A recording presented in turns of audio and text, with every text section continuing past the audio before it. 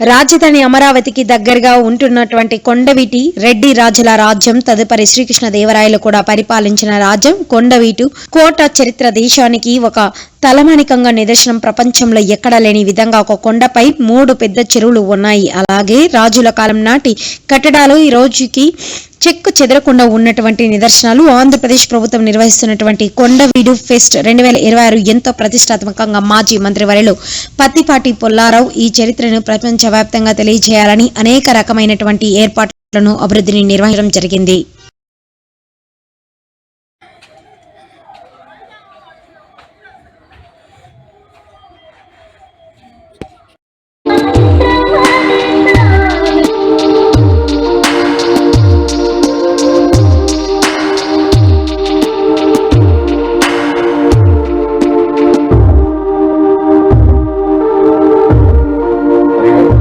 ఓం శ్రీ లక్ష్మీనారసింహాయ నమః. గోవింద. ఈ యొక్క దేవాలయం ప్రతిష్ట ఏంటి అంటే స్వామివారి యొక్క లక్ష్మీనారసింహస్వామి రూపం.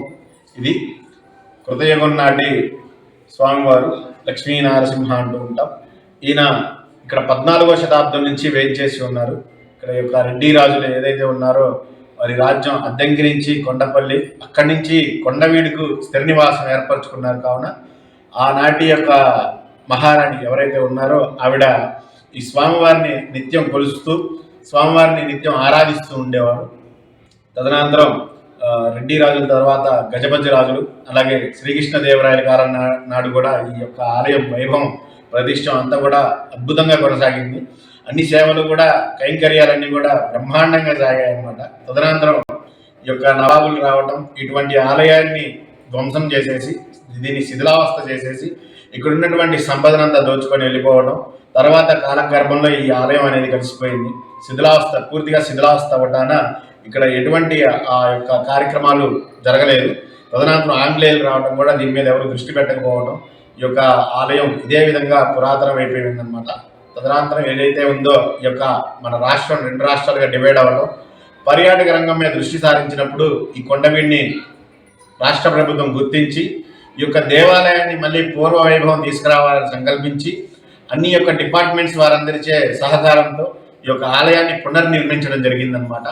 కాబట్టి అప్పటి నుంచి కూడా 2024 ఫిబ్రవరి 29వ తారీఖున స్వామివారికి అద్భుతంగా వైఖానస శాస్త్రోక్తరీత్యంగా స్వామివారికి ప్రతిష్ట నిర్వహించడం జరిగింది. అలాగే ఆనాటి నుండి ఈనాటి వరకు ప్రతిరోజు కూడా స్వామివారికి నిత్యార్చనలు, అలాగే అమ్మవారికి కుంకుమార్చనలు, అలాగే స్వామివారికి విశేషంగా స్వాతి నక్షత్రం అంటూ ఉంటాం. అది స్వామివారి యొక్క జన్మ నక్షత్రం. ఆనాడు విశేషంగా అభిషేక కార్యక్రమాలు నిర్వహిస్తాం. అలాగే వార్షికోత్సవం ప్రతి ఫిబ్రవరిలో వచ్చే పంచమి తిథి, మాఘ బహుళ పంచమి తిథి నాడు స్వామివారికి వార్షికోత్సవం జరుగుతూ ఉంటుంది. ఆనాడు స్వామివారికి సుదర్శన హోమం, అలాగే కళ్యాణోత్సవం జరుగుతూ ఉంటుంది.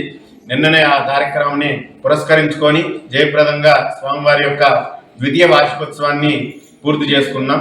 ఈరోజు స్వామివారికి విశేష అలంకారంలో భక్తులు దర్శనం తీసుకుంటూ ఉన్నారు. జై గోవింద.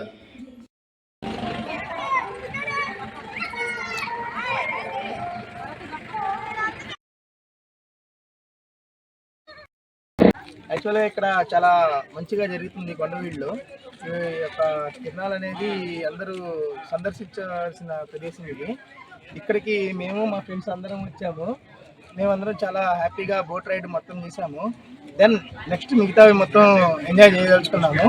చాలా మంచిగా ఉంది ఇక్కడంతా. ఆ బోట్ రైడ్, ఆ వ్యూస్ మొత్తం చాలా ఎక్సలెంట్గా ఉన్నాయి. ఇది ప్రతి ఒక్కరూ సందర్శించదగ్గ ప్రదేశం అండి. లాస్ట్ ఇయర్ వచ్చాము, ఇంత ఇంప్రూవ్మెంట్ లేదు. ఈ ఇయర్ వచ్చిన తర్వాత మొత్తం ఇదంతా బోటింగ్ చాలా బాగుంది. ఇప్పుడు కూడా మొత్తం డెవలప్మెంట్ అయింది. అక్కడ ఎంట్రన్స్ లో కానీ మొత్తం చాలా బాగుంది. ఇప్పుడు వ్యూ చూస్తానికి కానీ డెవలప్మెంట్ కానీ చాలా బాగుంది. నారా చంద్రబాబు.